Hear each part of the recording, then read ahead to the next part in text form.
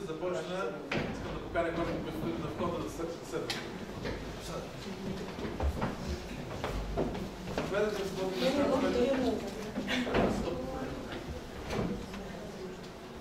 Първо, добър вечер на всички. Благодаря за това, че сте си отделили от времето да се видите с нас, с моите колеги и приятели.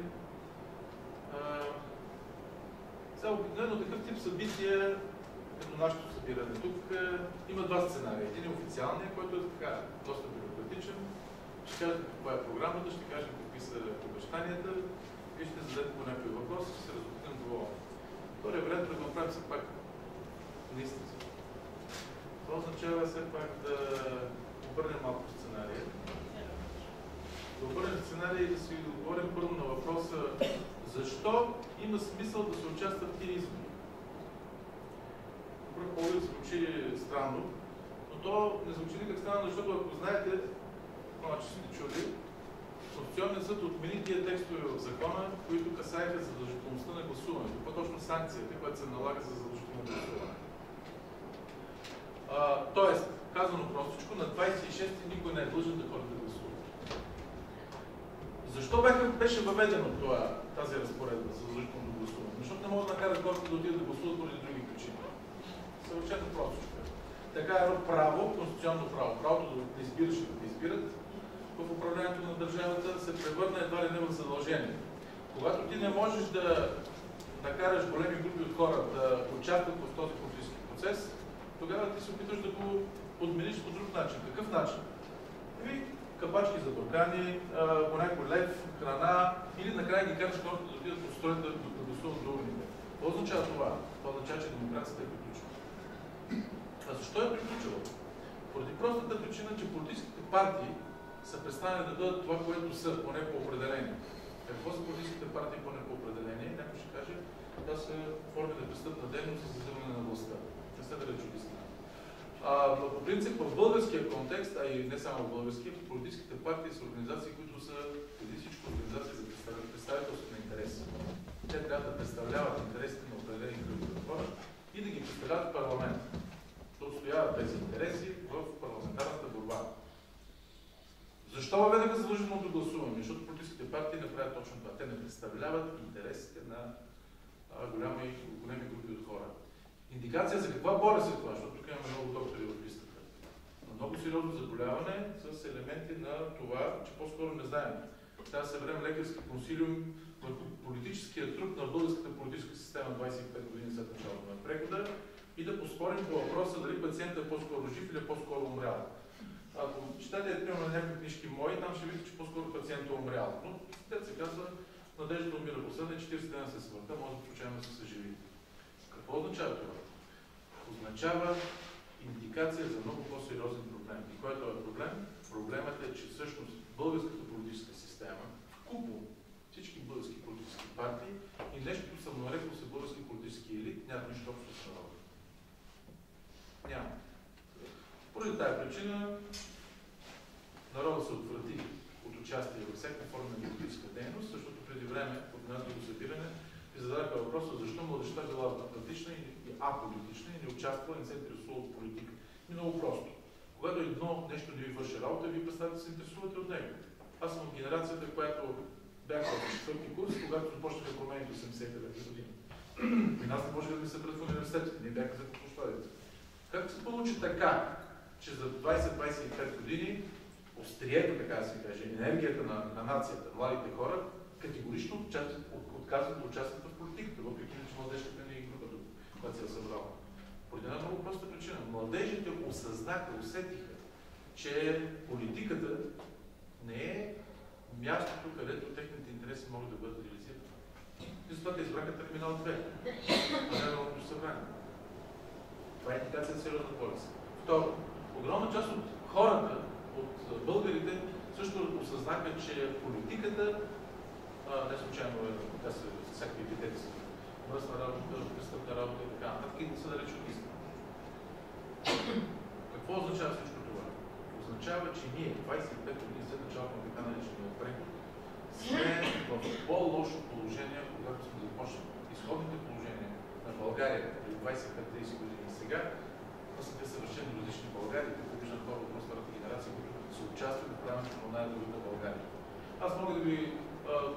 данни и цифри, но едва ли това ще бъде развълнувано, но пак казвам, по индекса на ООН, Организация на Обединените нации за така нареченото човешко развитие, България преди 30 години е била сред 30 най-развити страни в света. Това е комплексен индикатор. В момента България се намира някъде след 60-то място. Редица показатели, като конкурентоспособност, като спазване на закона, като свобода на пресата, по свобода на словото, по защита на човешки права, по законност, по приложение ефикасно на законодателството, по конкурентоспособност, по ефикасност на трудовия пазар, по социална и друга защитеност, България е след 100-то място за всички страни на Организацията на Обединените нации. Казано просто, пред нас има африкански държави. Докарахме я до там, че България стана Африка в Европа. Нещо повече. Онзи ден господин Юнкер съобщи, че Европа на две скорости вече била факт. Все едно ние не го знаем, без това да не го каже. Но проблемът е, че в Европа на две скорости България ще бъде задната. А няма да бъде даже и последната скорост. Когато аз преди няколко години заявих, че България е периферна територия с текущи функции, някои ме обвиниха в типичното ми черногледие. Не, аз просто съм реалист и знам да се говоря. По всички основни показатели, икономически, социални, здравеопазване, продължителност на живота, каквото се сетите, България е на последно място в Европейския съюз и вече изпада на последните места на Балканите. Измислени държавни образования като Босна и Херцеговина, Косово, Албания, нашите братя от Македония и така нататък са пред нас. Във всяко отношение. Ние си изпуснахме страната. България се намира от 12 без 5 и това не е драматизъм. 12 без 5 във всяко едно отношение. България е деиндустриализирана. И това го казвам тук в средата на Тракия, където има твърде много икономически зони. Някои управляващите особено екипи и лидери твърдят, че виждате това било голям икономически ръст. Какво правят тези свободни икономически зони? Сглобяват хладилници. Това ли е разцвет? За 600 лева заплата. И казвате, ако не сте съгласни, ще си внесем работници от Виетнам. Защо? Защото не искат да дигат цената на труда. На следващото място, България е деиндустриализирана. На второ място, структурата на българската икономика отново започва да прилича на структурата на българската икономика от преди 9 септември 1944 година. Средният размер на българската така наречена фирма е между 3 и 10 човека. Каква фирма е това? Това е Зеленчийска работилница. Страна, която имаше индустриални гиганти. В областта на здравеопазването, в областта на социалните отношения, сега е открит сезона на обещанията. Ще увеличим пенсиите с толкова, заплатите с толкова, минималната осигуровка с толкова. Откъде? Нека се зададем въпроса. Откъде? С кой ресурс? Или сме в ситуацията на циганене, който казва, че каруса с волос, защото задължен не се дава веднага. С кой ресурс? Същевременно от България всяка година изтичат средно около 1 милиард долара. 1 милиард от руля на България под формата на неплатени данъци, такси, инвентар и контрабанда. България всяка година субсидира богатите държави в Европейския съюз и в Северна Америка с най-важното и с най-милото за своите деца, които заминават там, обучени, необучени, няма значение. Сивото вещество на България изтича. От 9 милиона души, когато сме били на 10 ноември 1989 година, в момента България е 5 милиона реално. А някои показатели казват, че сме под 5 милиона. За структурата на това население, което е останало тук, не искам даже да говоря. В момента, тази страна от 9 милиона, такъв погром няма в българската история. Никога не е имало. След Първата световна война, България е в национална катастрофа. Подписан е Дълговния Ньойски договор. Българската армия е била най-голямата като съотношение между население и мобилизиран състав. Реално всички здрави българи са били в армия. 1 милион души, без 20 хиляди човека. 100 хиляди души са убити по фронтовете, още 150 хиляди души са били ранени с различни такива форми на инвалидност. Страната е орязана териториално. Македония, Беломорие и Добруджа са откъснати безвъзвратно от българското отечество. България има близо 1 милион души бежанци, нека сегашните борби. Наши хора. Само в рамките на 10 години, между 1918 година и 1928 година, България успява да се възстанови. Разбира се, на какво ниво не искам да говоря в момента, но успява да се възстанови. В момента сме 27 години след началото на прехода. По реални, обективни икономически показатели България не е достигнала нивото на 1983 година. Това е четвърт век. Ние не разбираме драматизма на ситуацията. И даваме веднага друг пример. Само за периода от 9 септември 1944 година до 1965-70 година, 70 година България финишира с първата ядрена електроцентрала на Балканите, една от най-големите в Европа. Само за 25 години селска мизерна България става водеща индустриална и икономическа сила. През 60-те и 70-те години България има китайски ръст по 10, по 15, по 16%. Българите видяха за първи път дойдоха големите градове, станаха работници, станаха инженери, станаха учители, беше създадена голяма интелигенция. Неграмотното българско население беше обучено и да започнахме да изнасяме, така се каже, силово вещество навън. Как е сега? 40% от българското население вече е неграмотно. Тук спадат не само малцинствата, но и една значителна част, за съжаление, от младите български генерации. Аз съм университетски преподавател, виждам чудителна среща, който не може да различи 5 круши от числото 5. Това не е бъдещето на страната. Това е.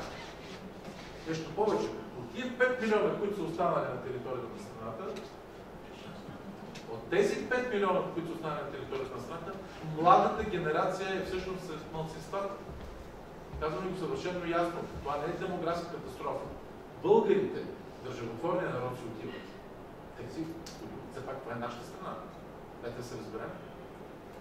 Всеки е добре дошъл, но на нашите условия. Когато те поканя в моя дом, ще спазваш моите правила, моите принципи, моите закони. На нас ни съобщават обаче, че това не било европейско. Че ние не сме толерантни и че ние трябва да съберем целия свят, ако може да додадем тук. Да, това е така. Действително е възможно да стане. Само в Африка, в тропическа Африка, това е континентът с най-голям демографски приръст, до 2050 година населението ще се увеличи на 100%. От 1 милиард ще стане 2 милиарда. Това е само Африка, не говоря за Близки изток, за Средния изток и така нататък. Как си мислите, колко още ще използва природата, така се каже, вакуум, който се оформя тук, в тази прекрасна страна, с 4 сезона, с прекрасни годишни и други условия. Страна, която може да изхранва 25-30 милиона души. Това е проблем. Колко време още една паянтова кенева ограда на турско-българската граница ще бъде пречка за някой, който е решил да мине. Ако решат да минат, няма какво да ги спрет. България не само че обезлюдява, тя се решава от най-важното в своя национален дух. Подменя се български психоментален код. Ние сме в огромна опасност. Такава, каквато никога не е имало в българската история. Само, че това не се разбира, защото ако отворите медиите, българските вестници списания, пази Боже, както каза моя преподавател и учител професор Андрей Фурсов, това е смрад. Средство за масова дезинформация и развръщаване. Ако отворите тези вестници, виждате на вашите съобщи, че ние сме много добре. Ние сме остров на стабилност. Имаме даже 3% ръст по системата пари бъдат пари пример.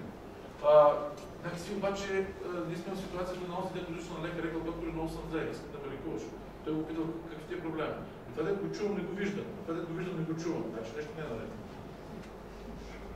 Защо е важно сега на 26-ти да се опитаме да спрем този процес? Нямам никакви илюзии, че той ще бъде спрян толкова лесно. Това са мощни инерционни сили, които не зависят още от нас българи. Нас не вкараха в една игра преди 25-30 години, от която трудно се излиза. Но все пак, не си спомняте една хубава българска приказка за двете жабки в ведрото. Едната се ударила, другата била с кръчета, направила масло и излязла. Най-лесно да скръстиш ръце и да кажеш, нищо не зависи от мен. Когато си жертва или когато се държиш като жертва, тебе ще те изядат. Така сега живееш. Какво може да се направи в тази ситуация? Страната се управлява за първи път в рамките на така наречения преход, който е пълен с мерзавци. Просто може да го посочим поименно, но това няма да ми стопи по никакъв начин. България за първи път се управлява официалното организираната престъпност. сме богати. Нека да бъдем поне почтени. Но нас ни съобщават, че ние не сме горди българи. Утре ще бъде нашия национален празник. Има мерзаци, които продължават да твърдят, че разбирате ли нашите освободители или нашите окупатори, че български трябва да благодарим на евроатлантическите ценности. Аз очаквам тази скоро време, в следващите учебници на децата, да бъде записано, че нашите англосаксонски приятели са тези, които са освободили от руското присъствие. Я да знам. Може и това да се случи. Една лъжа казана 1000 пъти казал Георгиев става истина. В рамките на 3 генерации може да се подмени общо националната памет. Аз вече виждам какво се случва, особено в най-младите генерации. Не просто първото условие за национална провал и загуба е безразличие. Нашите деца са безразлични в страната си. Те гледат не като на тази страна, която те ще бъдат поучени, образовани и сега ще се хванат шапката, ще заминат в обетования рай. За да разбирате, че това не е никакво обетовано, но това е по-късно. Какво се случва тогава? Какво можем да направим? Единият вариант е да се къснем ръце и да кажем, нищо не зависи от нас. Това между другото и мотивацията, все пак трябва да кажа това.